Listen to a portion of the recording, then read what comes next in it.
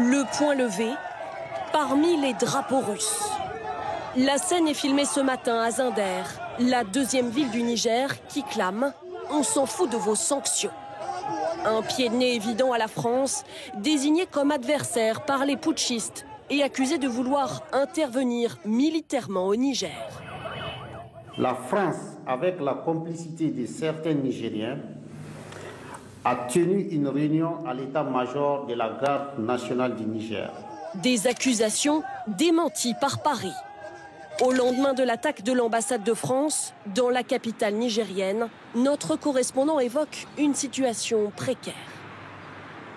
Les rues de Niamey ont retrouvé leur calme ce matin et les habitants sont retournés à leurs occupations habituelles. La situation reste cependant volatile dans la capitale et l'ambassade de France envoyait ce matin ce message à tous les résidents français. Il est recommandé de maintenir une grande vigilance et d'éviter tout déplacement en ville.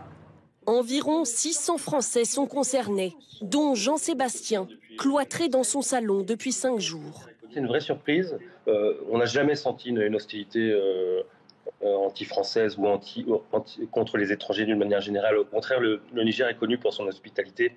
Pourquoi donc un tel virage anti-français depuis le coup d'État mené par le général Tiani contre le président Bazoum, élu démocratiquement? Là, on est visiblement dans un coup d'État qui a été un peu bricolé et qui maintenant se cherche une légitimité en jouant sur le sentiment anti-français et sur une menace éventuelle française. Ce soir, la France n'exclut pas une évacuation de ses ressortissants, car ils ne peuvent quitter le Niger d'eux-mêmes. Son espace aérien étant fermé.